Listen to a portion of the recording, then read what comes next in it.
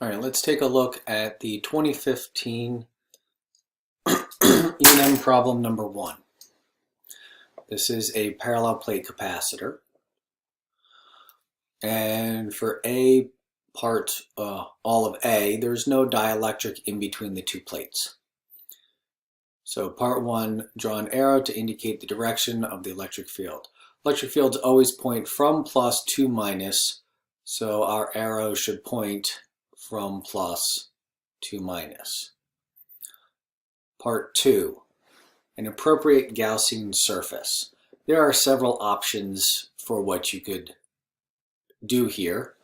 One option is to ignore the positive plate and just do the negative plate. Option 2 would be to ignore the negative plate and do just the positive plate. Same idea, but the opposite version. Or option 3 would be to include both plates and have your Gaussian surface cut through them so that you're going from the outside of one to the outside of the other.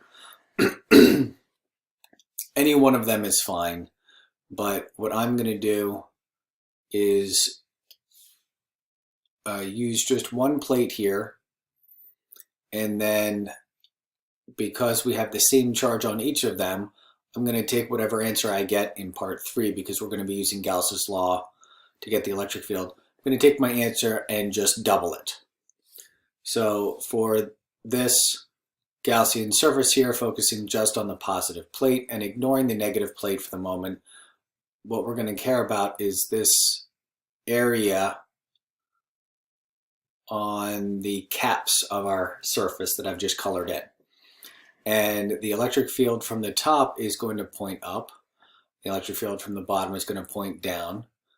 Just like the two areas, one's going to point up, the other one's going to point down. We're going to have two areas, one up and one down, to capture all of the electric field that's coming off of this charged plate.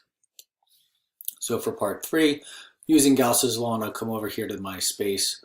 Over here we'll have Q enclosed over epsilon naught is going to produce electric flux, which we're going to capture with our areas. So the charge enclosed is just going to be the positive Q. And then we're going to take, what we could do is take all of these things and then just move them down to get the negative. Do it all over again, but there's no need to do that. We can just multiply everything by 2. The area. For parallel plates, we don't need to specify what the shape of that area is. We just need to say it's an area. And we have one area A up and the other one down, so we have two areas capturing the electric field that's coming off of this charge. When we plug these guys in, we're going to have the electric field from the positive plate is going to be Q over 2 epsilon naught A. Now the total electric field, so take a look here, what we need is the electric field between the plates. That means we need to include the negative plate. So E total is going to be the result of the plus plus the minus. And we've already established that electric fields previously, electric fields point away from positives and they point towards negatives. So the electric field between the plates is pointing down. So these two electric fields are going to point in the same direction, and we will just add together the magnitudes, which are going to be the same size that I have above there. So the 1/2 that we have here is going to disappear, and the total electric field is going to be Q over epsilon naught A. And that's the total.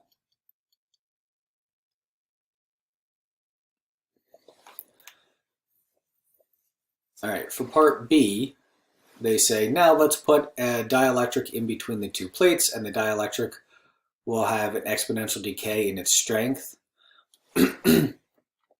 as we move from the bottom plate to the top plate. Well, what is that dielectric as a function. We'll compare our electric field with no dielectric to the electric field with a dielectric, and that difference, that new thing added term in there, K naught, that's the dielectric. So for part B, our dielectric kappa is going to be our constant kappa naught times the exponential decay part. And all they want you to do is recognize the piece that we've added to the electric field, and they've given you the equation here. The piece that we've added to the electric field is going to be the result of that dielectric constant. I'm going to pause and scroll up the PDF. All right, for part C, we're going to figure out what the electric potential difference is between the plates. Notice they've given us an equation for the electric field. So we need to remember the relationship between the electric potential and the electric field. And that is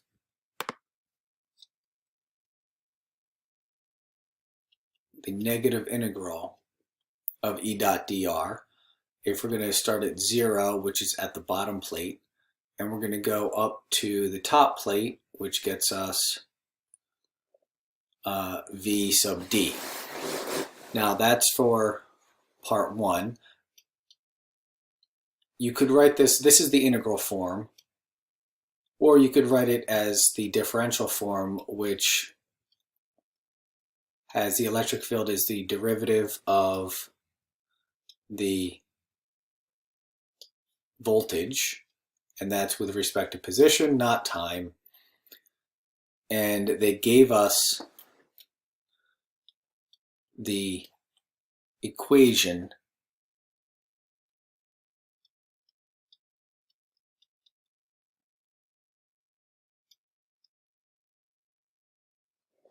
for the electric field way back above part B here. So what we're going to do is we're going to substitute that equation in for the electric field E and then integrate, and that's going to be in part 2. So in part 2, integrating the left side, we're going to have dV turns into V, and we're going to go from x is 0 to x is d. And then on the right side, we're going to have to integrate this thing. Now this minus sign and that minus sign are going to obliterate each other, and we're going to have a constant Q.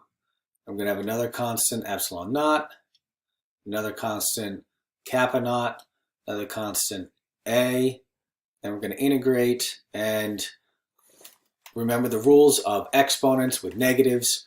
So in order to get rid of this negative exponent, we're also going to find the reciprocal of that, which is going to bring it up. Now that r is just a general distance vector. And in this case, we're just moving in the one direction from the bottom to the top, which they've told us is the x direction. So the dr is going to turn into a dx. Now remember also the integral rules for exponentials.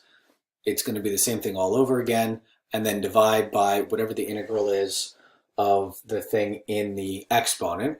And we're going to have to divide by 1 over d, because that's a 1 over d in there. So dividing by 1 over d is going to get us just d.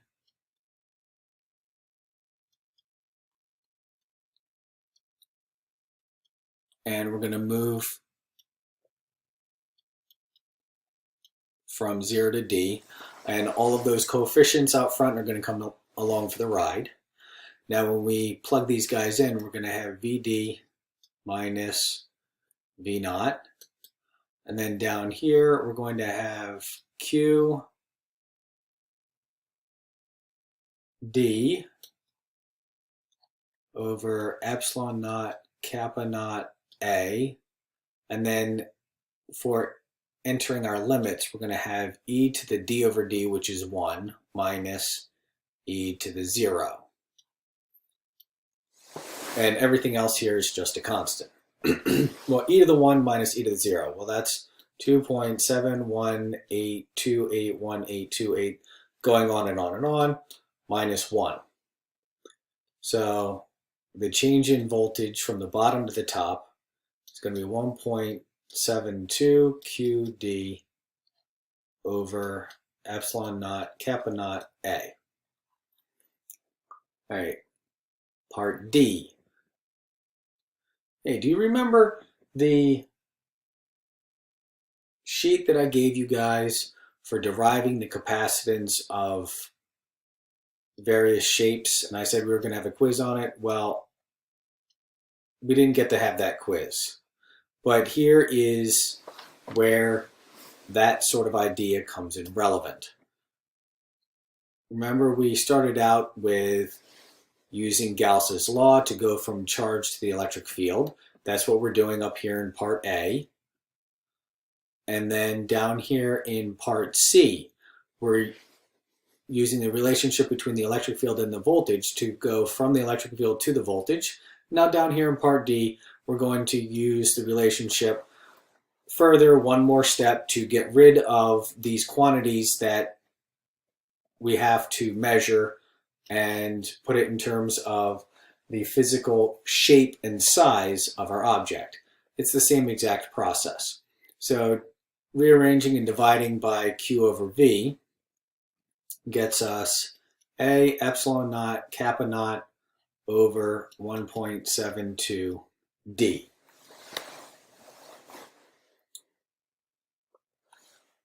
All right, in part E, the energy stored.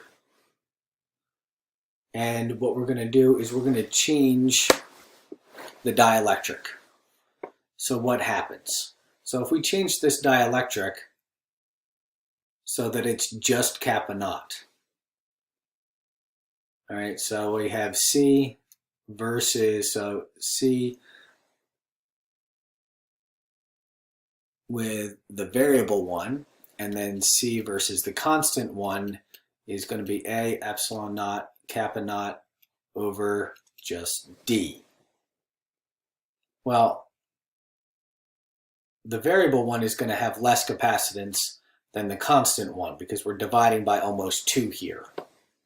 So the variable one is almost half of the constant one. Now, does it say anything about changing the charge? Second capacitor constant, also given the charge Q. So it's got the same charge. So energy stored in a capacitor is Q squared over 2C. Well, the charge is going to be the same, and the variable is a smaller capacitance, so we're dividing by a smaller number here. So the variable energy is, the energy with a variable capacitor is greater than the energy from the constant dielectric because we're dividing by a smaller number here. So since CV is less than CC, and then we divide by a smaller number, that means UV greater than UC, since